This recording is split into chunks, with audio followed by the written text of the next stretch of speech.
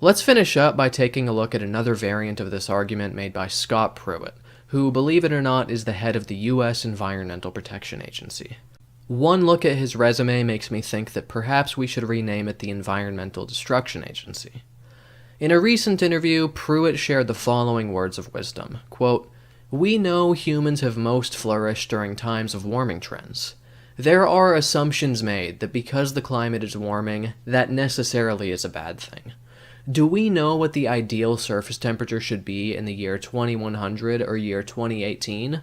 It's fairly arrogant for us to think we know exactly what it should be in 2100, end quote.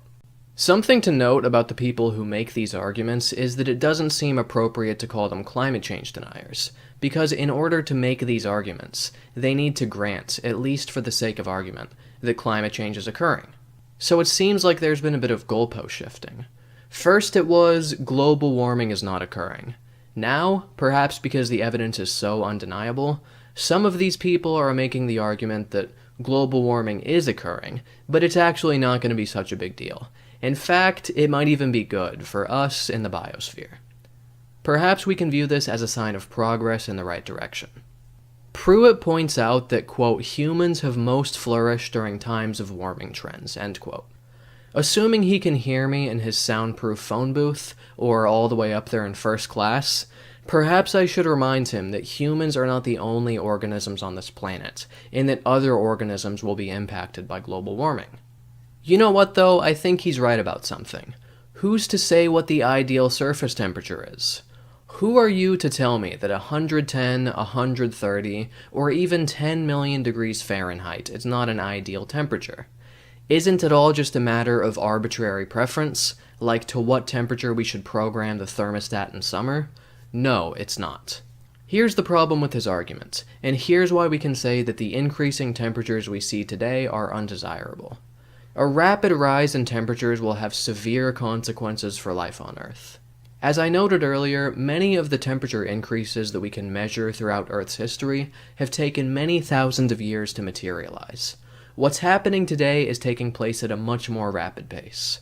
Thus, many organisms will simply not be able to adapt quickly enough to the changing temperatures and environmental conditions brought about by our greenhouse gas emissions, and they will go extinct. And as the saying goes, extinction is forever.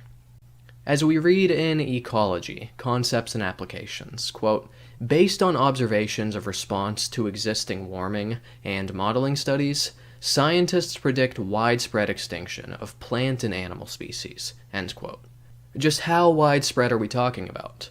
Well, we read the following in Global Climate Change, quote, a common assumption is that global warming is more disruptive to species having narrow geographical distributions.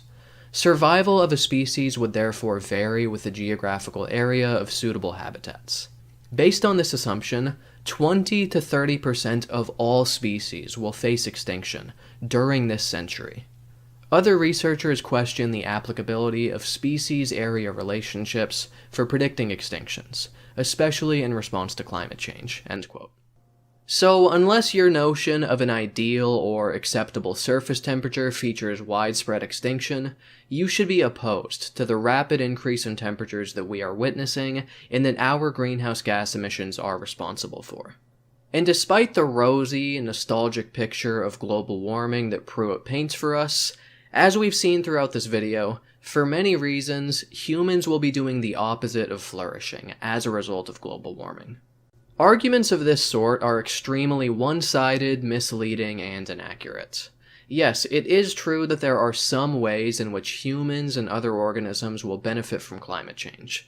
These include a boost in plant growth as well as fewer deaths from the cold. However, these benefits aren't nearly as straightforward as they're sometimes made out to be, and they, in fact, come with many qualifications. Furthermore, when you compare these benefits against the many harms of climate change, which include coral bleaching, ocean acidification, an expansion of the range of pathogenic organisms, and the outright extinction of a wide range and large percentage of species, it's clear that we should not be singing the praises of greenhouse gas emissions or cheering on the warming of our planet. I'm on Patreon. There's a link in the description if you'd like to support my content. I would really appreciate it. There's also social media links in there if you want to follow me there. I'm trying to build up some of those followings. I would really appreciate it. Make sure to subscribe for more videos if you haven't already. Hit the bell, hit the like button, post a fucking comments. All that fun stuff that's standard on YouTube. You know the fucking drill. Thanks for watching. Hope you enjoyed this.